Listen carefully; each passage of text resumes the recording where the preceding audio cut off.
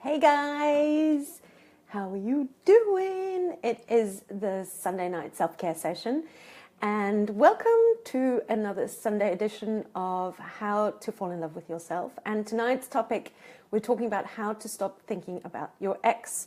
Now, I'm going to take you on a little tour around my house because the reason you're seeing the informal version of me is because I've had the craziest weekend. I mean, my entire house is full of packing materials. What's happened is, many of you know, is that I had a lovely housemate and he's gone off to greater adventures. And so, if I take a look, give you an idea, have a look what my front room looks like. Ta-da! Let me put on some light. There are boxes and boxes and more boxes and more boxes and more boxes, and everything is just everywhere. So you get the slightly more informal look, but we're still going to have a super duper session. Thank you for joining me on this lovely Sunday evening. How are you doing? Give me a... Ooh, let's put on some lights. More lights.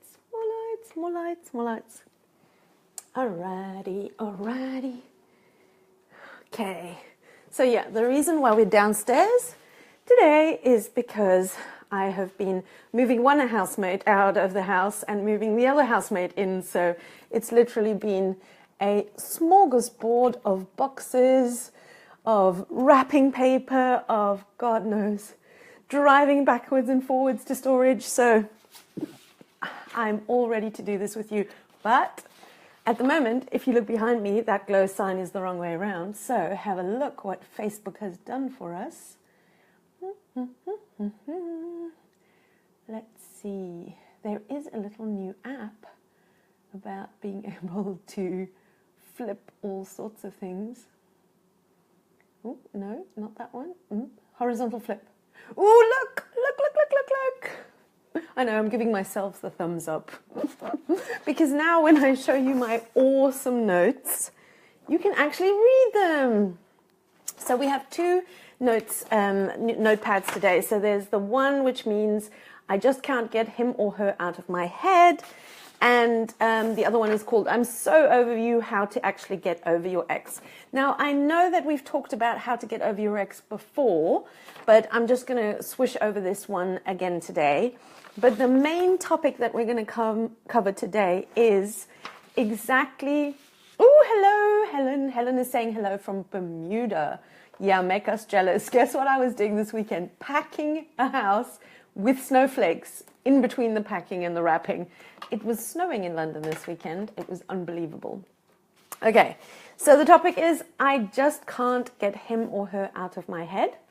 And this is all about a question that came from one of you lovely levies about what can you do if somebody's broken up with you or you've broken up with someone and you're still thinking about them all the time, you're considering taking them back, or you're thinking about what it would be like to have them back.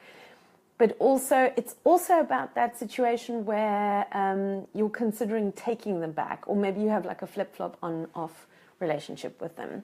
But mainly, the main topic for tonight is what can you do if you just can't stop thinking about your ex? Now, lots of you know that 3.5 years ago, my marriage fell apart and my ex just left from one minute to the next. So I know exactly how this feels when you kind of like a bit shocked, or even if you were the one breaking up the relationship, but you still can't stop thinking about the person. So the main gist of it is actually that you have to understand that your mind is just an organ at the end of the day. Like, you don't go looking at your kettle and wondering why it doesn't draw you pretty pictures. That's because you know that the kettle is just there to boil water for you. We have this kind of weird relationship with our brains where we think that our brain is capable of all these amazing things, where actually your brain is a pretty straightforward organ with some pretty straightforward purposes. So the number one purpose is to figure things out, but even higher on the hierarchy of what it's supposed to do is to help you keep you safe. Okay, and a couple of ways that your brain does this keeping you safe thing is it likes to stay in situations that it knows. So this whole comfort zone thing is, yeah, you know, I talk a lot about the comfort zone. It's actually, comfort zones are the uncomfort zones. The reason why your mind doesn't like change and likes to stay in its comfort zone, regardless of whether your comfort zone was comfortable or uncomfortable, is because the human brain hates change. But that's the cuckoo thing, is human life is all about change all day long. You're not even the same person from one day to the next. Your cells replicate themselves at such a speed. I think the inside of your mouth and your eyeballs are like, what, 2-3 weeks or something like that. You are not even the same person from one day to the next. Your life isn't the same from one day to the next, but our brain likes to hang on to these situations. And so whenever a change happens, whether that is a house move, yes, with all the materials still all around me, whether the change is a house move, a relationship breaking up, there's a change in your life, on whatever level really, your brain likes to hang on to what was, simply because your brain is designed to keep hold of the known, because still from caveman days, your brain goes, oh, but you know, the unknown is still, is still so much worse than what I already know. So number one thing you have to remember is your brain is there to protect you, and so it likes to hang on to stuff that it knows. So that's the one reason, the number one reason why your brain likes to hang on to old relationships, even if they broke for a reason, even if you know they weren't right to you, is because your brain doesn't like change and it likes to hang on to what it knows because it absolutely hates the unknown. Okay, so that's number one. The thing that we need to do about that is you need to understand that your brain is just an organ.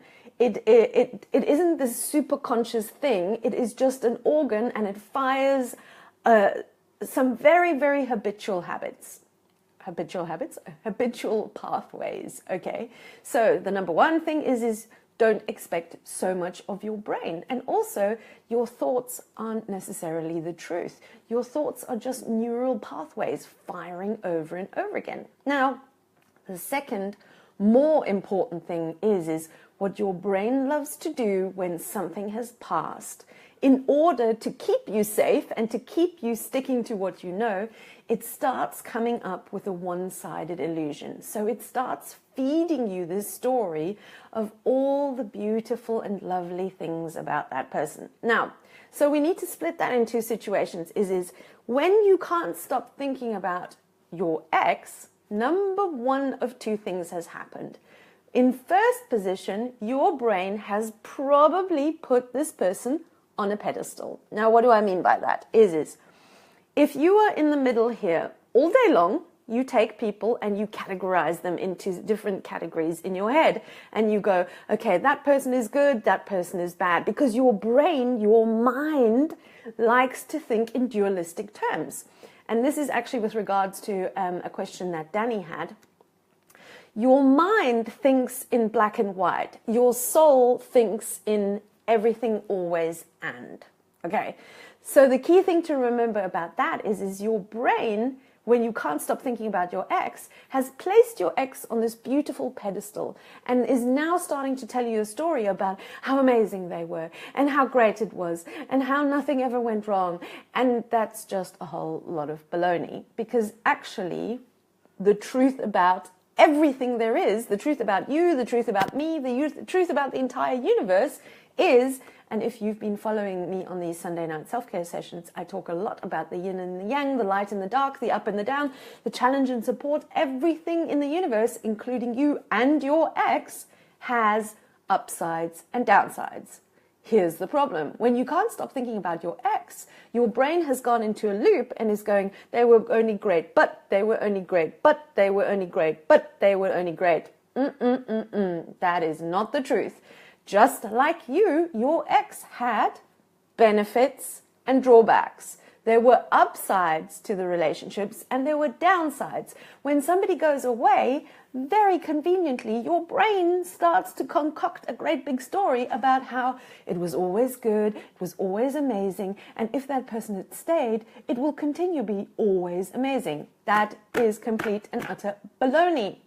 Because in that moment, what has happened is you've completely deleted from your mind everything that went wrong, everything that didn't work out, and everything that could be further going wrong if you had stayed with them. Now, great question that a friend of mine said to me the other day. Oh, but I don't want to think about the bad things about the person because I don't want to seem critical. That's not being critical. Being realistic is, and being love, the truth about love is that it is combining the dark and the light. So actually going and looking at the upsides and the downsides of that person isn't being critical. It's being realistic. It's being honest. It's being open, and it's being in a state of love, unconditional love. Because unconditional love can only happen when you look at the dark and the light. The word "and" is really, really important. So the first thing that I do when I start thinking about my ex, because of course I'm not immune to the little storytelling of my brain, because my brain wants me to keep safe, and it goes, oh, I should have stayed in that relationship, or I should have worked much harder because it was always good and it was always amazing. I immediately smack myself out of it by doing one of two things. Number one, I list a little list in my head or on paper if I'm having a particular bad day about all the things that were really, in my perception, which is always about your perception, wrong with that person. So I know my mind has gone into an infatuated state and has gone, that was great, that was great, that was great, that was great, bing! All of a sudden I wake up and I miss my ex. I know my brain is out of balance. And so I bring it back into balance, back down, by go, okay, this thing that didn't work for me, this thing didn't work for me, this didn't work for me, this thing didn't work for me. Now, here's the next thing. Not only do I need to look out whether I'm in a state of infatuation about that particular person, so I've balanced that back out by going through a list of things I didn't like about them, I could also be in a state of imbalance about that particular relationship. So I go, okay, this was great about the relationship, and this, bing!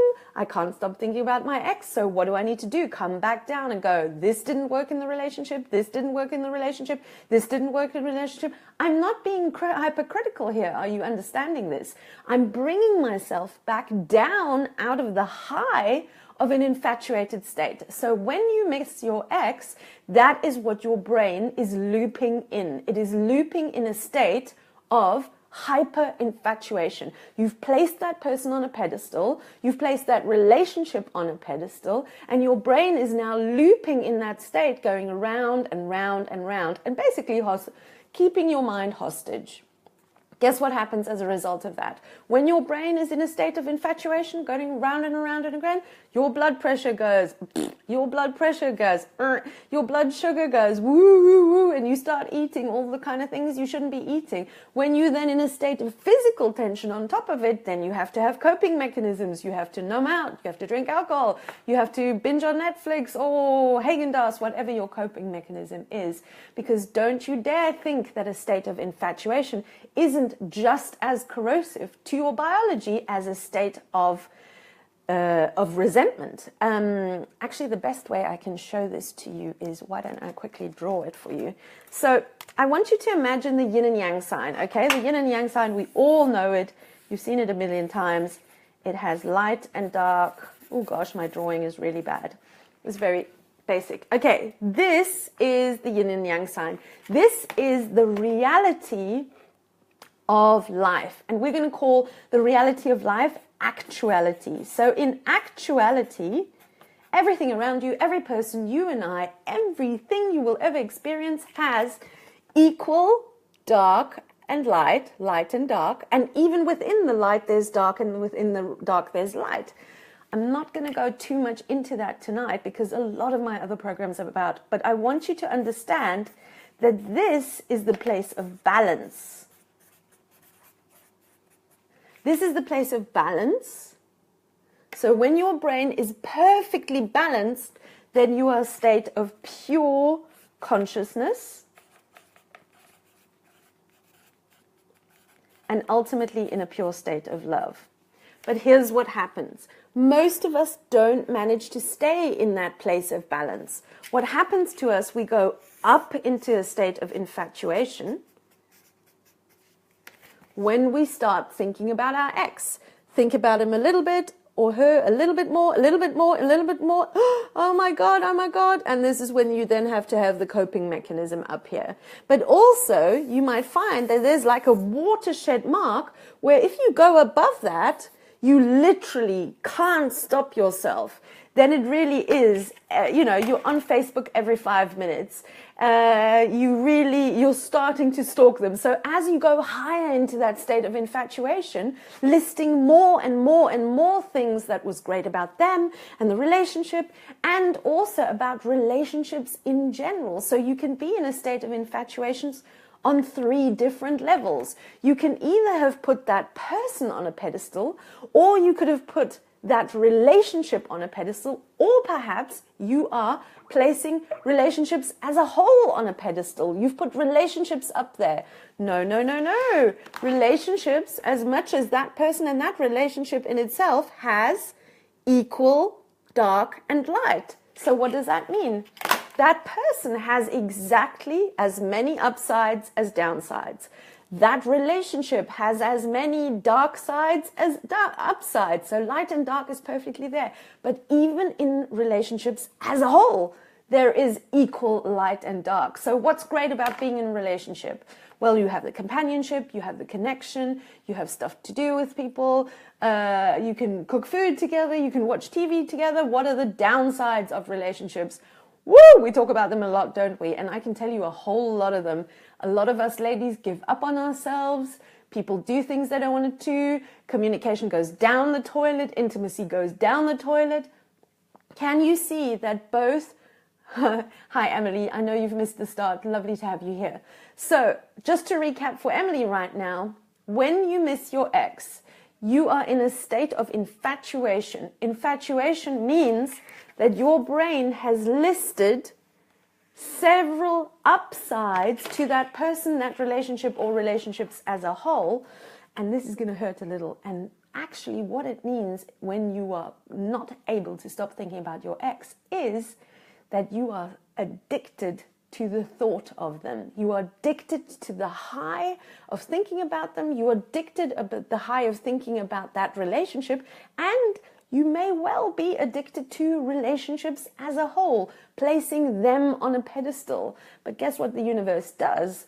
Because the universe is constantly and only interested in balance, it will then send you people, events, or events within yourself that bring you back down to balance. Because the universe is only interested in keeping you and the system in balance. Okay, so in first line we said, the problem when you're thinking and looping about your ex is your brain is just trying to keep you safe. It's trying to hold on to the known because the unknown feels dangerous. So what we do, we cut our brain a whole lot of slack because it's just a brain.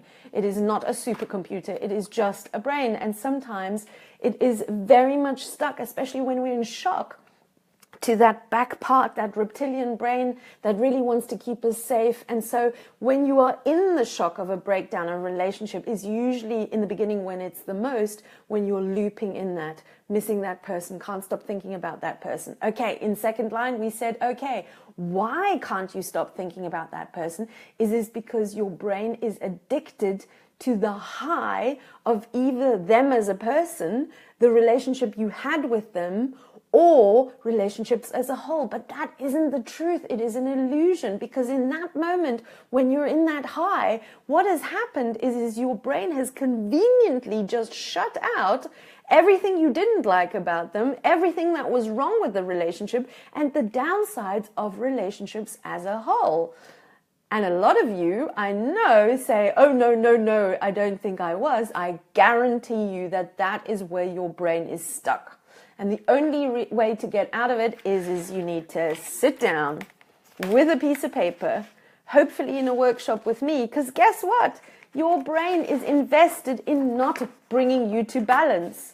So what you have to do is you write down exactly all the things you liked about them on the one side and all the things you disliked about them. You sometimes, when I do this exercise, so I get into place still 3.5 years later. The other day I saw a guy that looked exactly like my ex, and for 2 days my brain just went loop, de-loop, de-loop, de-loop. I can't stop thinking about it. I can't, it's like, and what has happened to my brain? I am stuck in the high of infatuation. So I write down all the things I miss about that person, all the things that were great about that person, because that's the place where my brain is looped and stuck. Can you see that? And then what I do on the other side, I write down all the things that I disliked about that person. And then I repeat that process for the person first, then for the relationship I had with that person, for the relationship, and then for relationships in general. I guarantee you, once you have done this process, and those of you on the call who've worked with me before, please type in the comments when we've done this together what's happened. When you get your head out of infatuation, back into balance by balancing your thoughts about that person, that relationship, and relationships in general, I guarantee you that your brain will stop looping. So here's the truth, however. On some days, that takes 5 entries. I guarantee you, when I see a picture or somebody, or what happened the other day, I don't know what happened, but, I found some pictures in a drawer.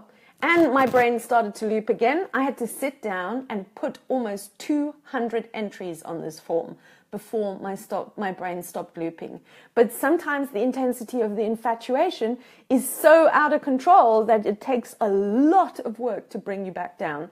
If you haven't done this process before, and if you are in a state where you cannot stop thinking about your ex and it's derailing your new relationship, or it's really sabotaging your dating, or it's really mucking with you, like sabotaging you at work, please sit down tonight, do this exercise. If you cannot get it done by yourself, call me. We can just get this done in one session with me.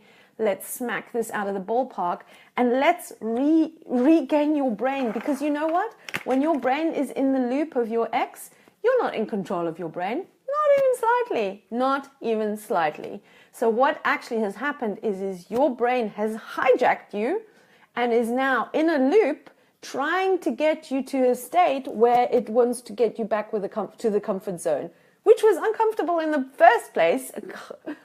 I hate that word, comfort zone. It is the most uncomfortable place because it keeps you low.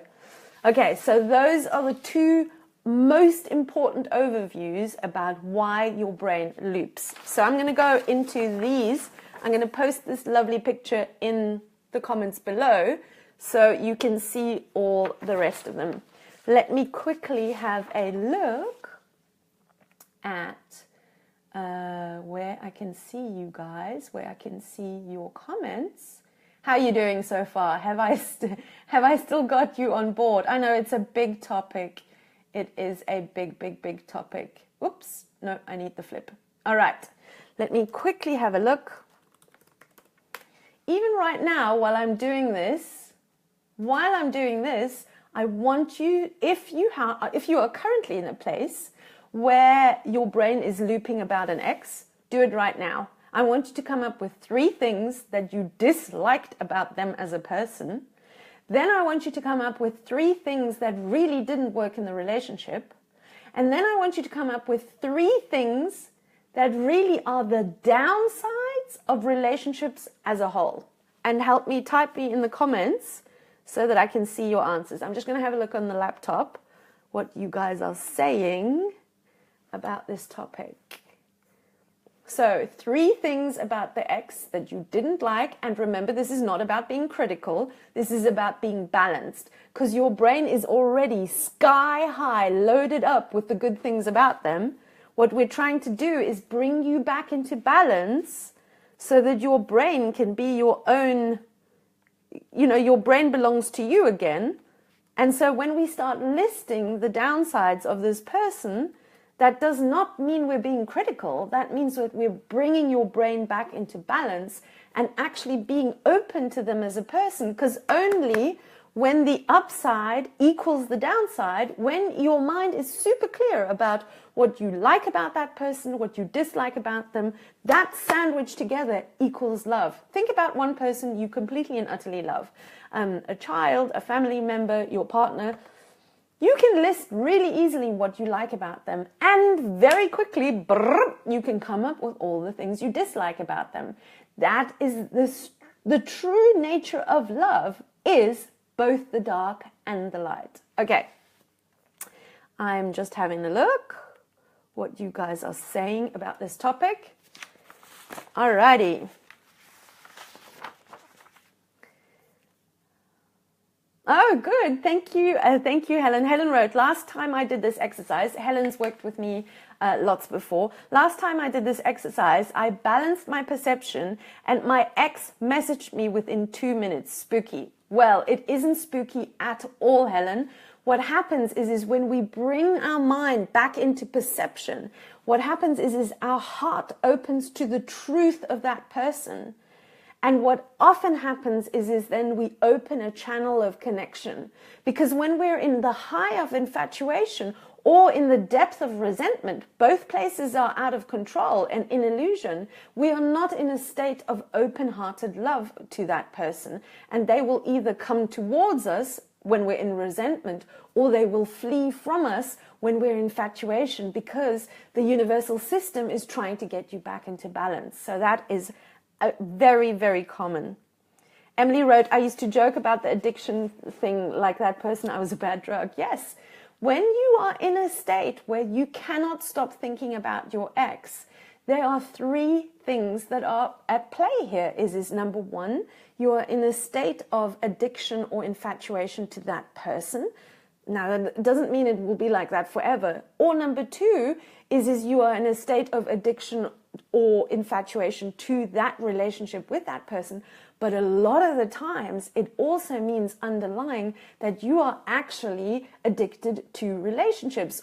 A nicer way of saying that, and the way that really resonated with me much more, is when I start learning about addiction to belonging, that I certainly looked at my life and I got, yeah, I used to sacrifice myself a lot for relationships, and that has something to do with being infatuated with relationships. That's not because you're a weak person. That's how your system was set up with your childhood, with your attachment and all of that.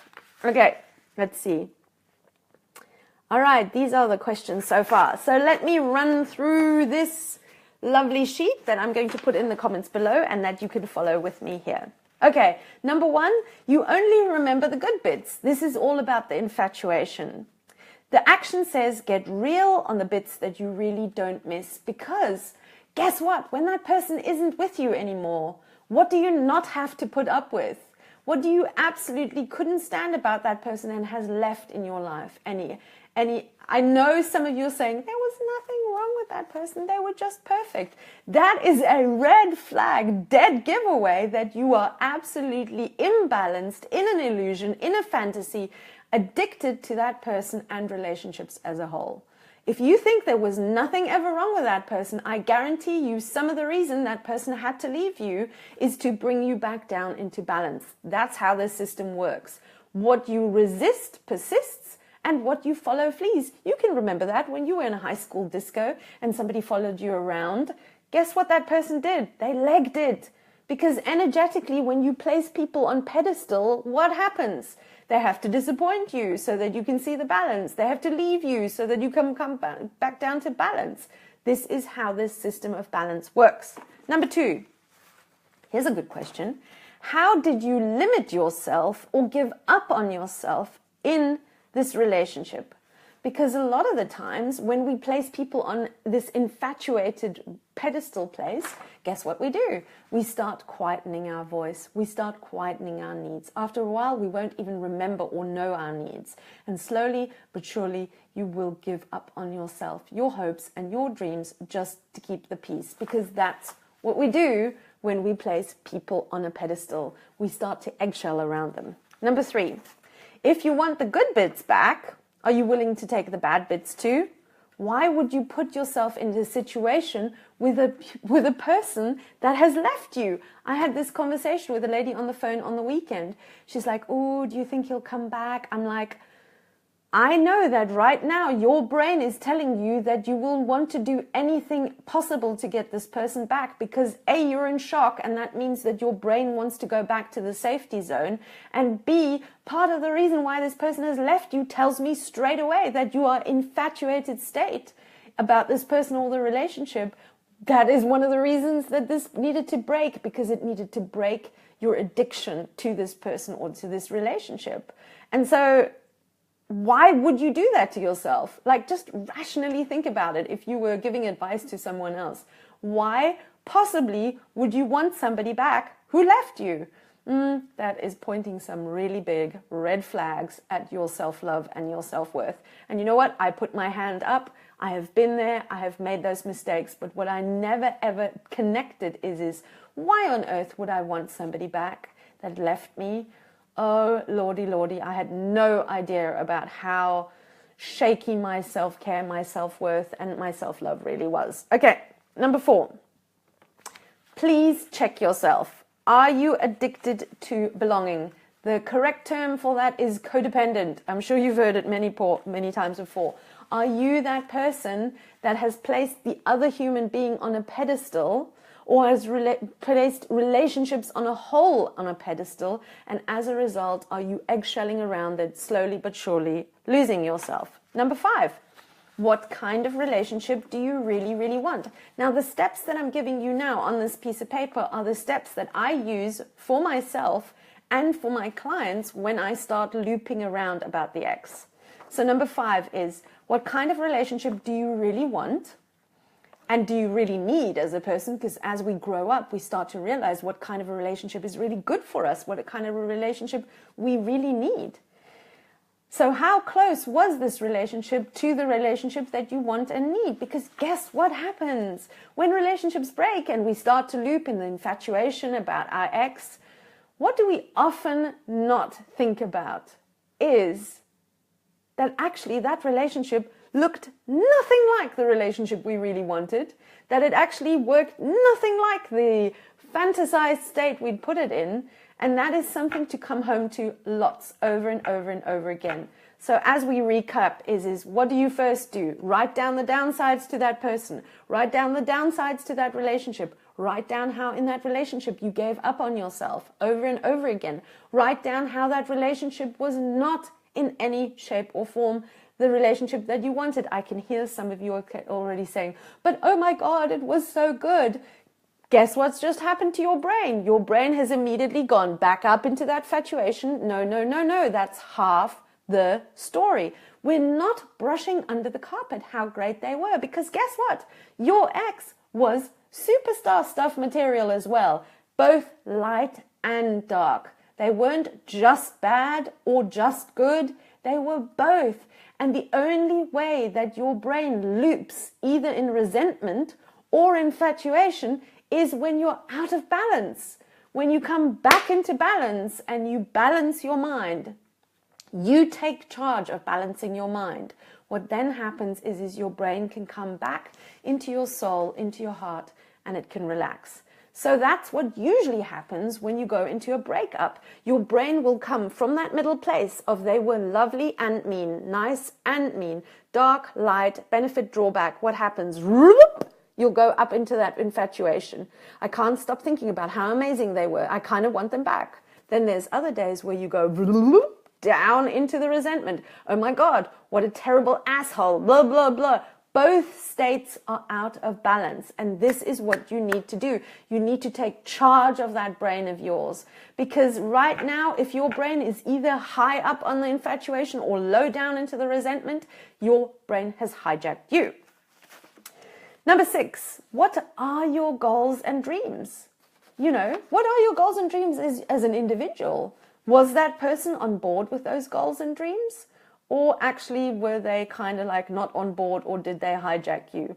Also, I can hear you guys already. Yes, my ex was completely on board with my dreams and hopes. I'm like, then what about them being your mother, or them kind of almost doing it for you, and as a result, you not doing it for yourself, because that can often happen as well. Number 7, had the relationship run its course? Because this is another illusion we have, that relationships are meant to last forever and ever and ever and ever. Now, in the relationships, if you look at the other videos that I did on the Sunday, I talk a lot about the spiritual purpose of a relationship. And the spiritual purpose of a relationship is to bring two people together with weaknesses. Both have different weaknesses, and both have different strengths. And the idea is that you cross-pollinate, that you share your strength with the other person's weakness, and you drink at the fountain of their strength. But what happens is two people come together, they get up into the tower of their strength, they look down on the other person's weakness, and they go, you should be doing blah, blah, blah, blah, blah. And this is the funnest thing I get to do with my clients if they come as a couple. I get them to write down the other person's name, and then I get them to write, if only so-and-so was more ... And usually, and I completely generalize here, the ladies say, if only my partner was more emotionally available and present. And usually the male partner, now this is gross generalization. Usually the male partner will say, I wish she was more independent, more emotionally stable, those kind of things. What happens is we don't know that the spiritual purpose of a relationship is that we stand in the tower of our strength and we heal the weakness of our partner by looking at them through the eyes of love and seeing that they are a broken, wounded child in their weakness. But what do?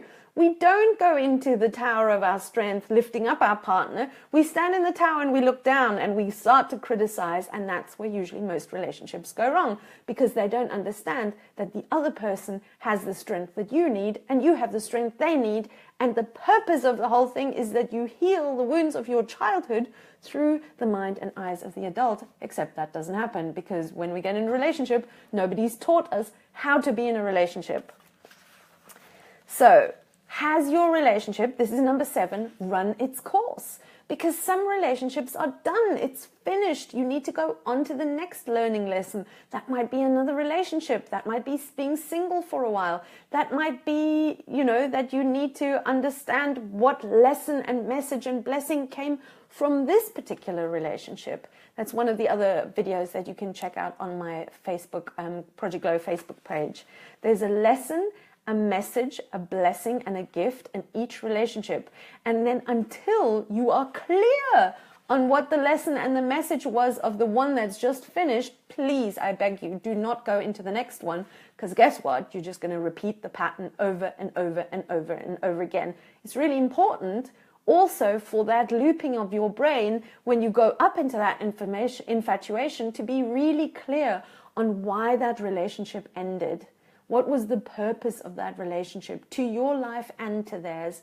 And what was the purpose of it ending? Number 8, one of my favorite ones, is you start to loop into a state of infatuation when your brain thinks that it has lost something. Okay, I'm going to use the example of companionship. So a lot of the times when relationships break up, we go into a state of shock, and your brain wants to go back to that safety zone, that comfort zone that isn't comfortable at all, but it's the known that is less scary than the unknown. And so it goes, oh, I miss that person. Oh, I can't think about that person. Oh, it was so great. Rising you up into a state of infatuation, partly because you think you have lost something. Now, the second law of thermodynamics in quantum theory says energy cannot be created or destroyed. It can only change form. And a way that I can best describe that to you, I want you to think about the journey of water. Sometimes the water is in a lake. Sometimes it's in a stream. Sometimes it's in a cloud. Today, when I was moving my friend's house, it was in snow. So water always changes its form in a different cycle. This is what happens to everything in your life. You can never lose health. You can never lose wealth. You can never lose love. It just changes form. So I'm going to give you one of my favorite examples, and I hope that my friend is still online here. So when my ex left me, he literally walked out of the house on I think it was a Sunday, Literally 2 days later, one of my closest friends walked in the house and said, I'm going to stay with you for a couple of weeks. Because energy cannot be created or destroyed. Now, you probably think that sounds cuckoo because out goes the husband, now ex, in walks a friend, but its companionship was maintained. So can you see, I often describe it like when you were a kid, you sat in the bathtub and you tried to separate the water with your legs. Guess what happened? It just ran straight back in the front because energy cannot ever be destroyed. So it's kind of like when your life parts the distance and it looks like the partner has left you, who or what comes rushing in? Now that can be that some friends become more prominent in your life, or even things like, all of a sudden I felt incredibly held by the house. I felt that the house was almost like my sanctuary. I got very attached to one particular blanket that felt like it was holding me. Energy cannot be created or destroyed. It only changes form. So one of the ways that you can help yourself out of that loop is write down exactly what you think has left you, and let's see who comes back in, who has taken that form. So if you used to go watch movies with your partner, who do you watch movies with now? Or who do you hang out with now? That might just be your cat or your dog. But you are never, ever denied the energy. But the energy has to change form for you to grow. That's how the system works. That's why relationships leave and other things step in, because you are on a journey and different things teach you different things. And that's why change has to happen. All right. These were the 8 things. All right. Let me see if you have any questions. Please type your questions. I really want to make this relevant for you guys. But basically, we need to come back to the same 2 points again and again and again is the reason why your brain loops in a state of not being able to detach from your ex is because you are in a state of infatuation. Now that infatuation is completely normal. Please don't beat yourself up about it. That state of infatuation is there because your brain, at its most basic level, wants to keep you in a safe zone. And it thinks that holding on to the known is safe. Although in your rational mind, when you start asking questions about it, then you can bring yourself back into balance, because you rationally know that actually that wasn't as amazing as your brain put it. But here's what your brain has done. It has put your brain into a state of addiction and infatuation, holding on to only the light side, only the upside of that person, that relationship and relationships as a whole. You are in a state of looping around a state of addiction. So what was my thing? As I said to you at the start, take a piece of paper, write down the middle, a line, write down all the things that were brilliant about that person. Then write down all the things that weren't. And please don't fall into the trap that thinking that you're being critical. No, you're being balanced. I'm going to show you something. One of the things I use, and hang on. One of the pads I carry with me all the time. You can get these on Amazon from a company called Knock Knock. I love this pad. I absolutely love this pad. When my brain starts to loop about anything, now that could be, oh my God, it's so terrible being single. Guess what's happened? My brain has gone into the depth of resentment. What happens? If I'm in a state where I think, oh God, it's so terrible to be single, my brain has just given me a whole list of what is absolutely terrible about being single. Guess what my brain has completely forgotten to mention? What are the upsides of being single? And guess what we know? Every single thing on the planet is equal upside and downside. Equal up and down. There is as much benefit in being in a relationship as being single. There is as much benefit to being with that person as not being with that person. But your brain goes into a loop over and over and over again when you are stuck in infatuation with that person and you haven't yet taught your mind how to come back out it and make sure that you are balanced, light and dark for that person, that relationship and relationships as a whole. So let's have a look what you guys are saying.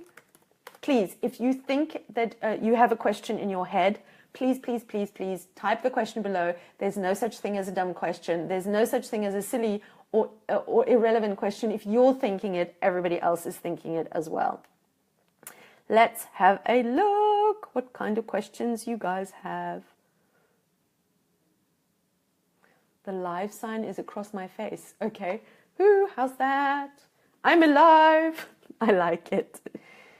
Helen asked, how does attachment style affect approach to relationships? Okay, that's really cool. So the way that you go into relationships is ultimately determined by your attachment style. Now, if you Google attachment style, there will be amazing research and lots of really cool videos about how your attachment to love is formed in childhood by who looked after you and how they related to you. So we've talked about this before. I can't go into detail about this tonight a lot, but it's all about the difference between being anxiously attached and avoidant attached. So anxious is, I'm just going to put this up a bit. Anxious is all about being in a situation where you are anxious about the attachment of the relationship. So you seek closeness, you seek connection with the other person. Avoidant is when you really want to be in a relationship, but generally as soon as you get into a relationship and you get close, you start to withdraw because actually attachment scares you. Emily just asked, can you change your attachment style? You can by doing a lot of personal work, especially this work where you can see the balance. But it has to be a conscious thing. You have to do quite a lot of change. So as you go into personal development and you work a lot on yourself and bringing your mind out of infatuation with people and relationships, you will then merge towards a secure attachment. There is a third form called secure attachment. So thank you for that question. That's really, really good. Let's see if you have any other questions. All right. Rightio. Okay, so I hope I gave you an insight into why your brain gets stuck thinking about that person. I also hope that you get yourself either this pad on Amazon from Knock Knock, or you just use a piece of paper that balances these out.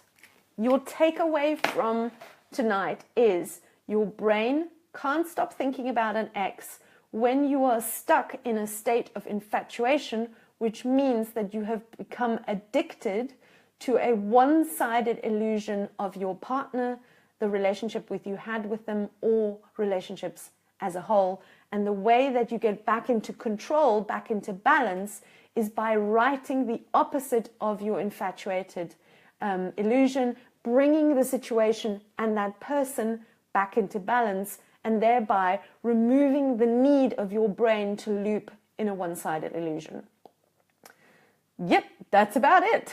It usually is really difficult to do by yourself if you've never done it before. So drop me a line, work with me for a couple of sessions. This really doesn't take a long time at all.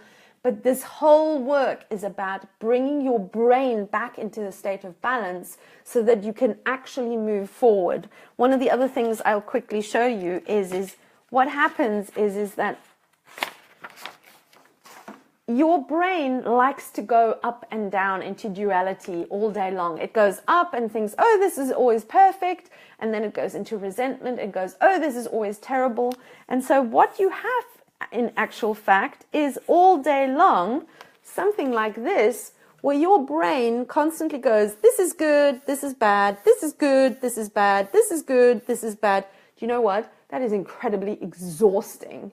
Actually, what your brain should be doing, oh, that's nice, but I know it's always in balance. Oh, that's terrible, but it's always in balance. Oh, I can see there's an upside, but it's always in balance.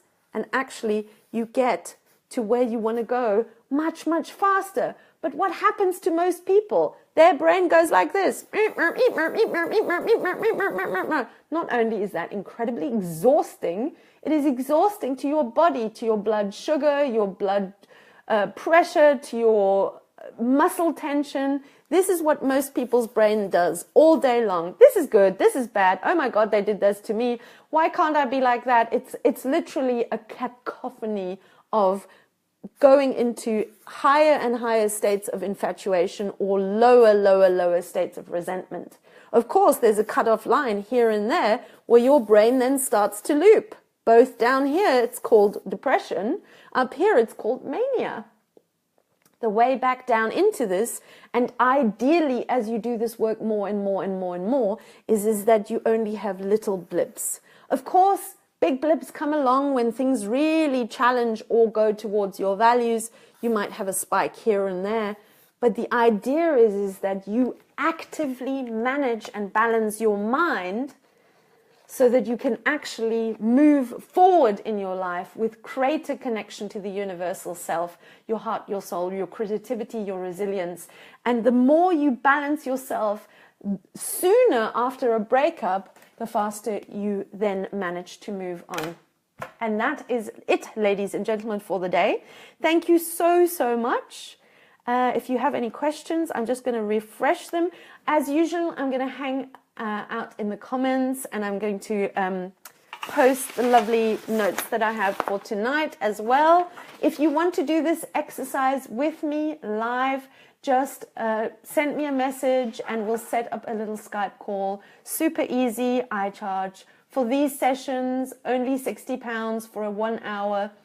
My prices are much higher usually, but I really want you to get out of a state where you stop looping on, because guess what? If your brain is in a loop about the infatuation, you are totally shut to new opportunities, new creativity. You're shut to seeing the world around you. Your eyes are shut to all the things that are still going right, and your eyes are pretty much shut to moving forward. So your choice, you can stay in that story of what went wrong or what didn't work out or how amazing they were, and have half a toe into your new life that's already happening to you, or you can actually do a session with me or sit down and do this work on your own if you know how, and actually just get over and done with this so that you can move on and actually step into the new chapter, because your life is already in the new chapter.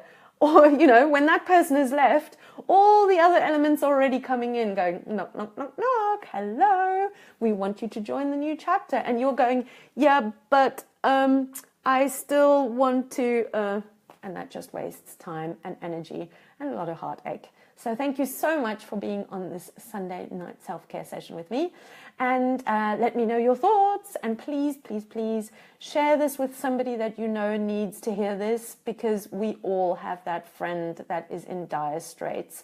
And sometimes it's easier to send them a message going, ooh, look what I found, rather than saying, please, for God's sake, can you stop talking about your ex? I know we've all been there, and I know I've driven my friends crazy on times like that as well. So send this to somebody that needs it. Share it in a group that you know will add benefit to that collection of people, because we all are in this thing called human life together, and we all need to just get our strengths together and pay the learning and the love forward. Lots and lots of love from me to you. I'll see you next Sunday. Take care. Mwah!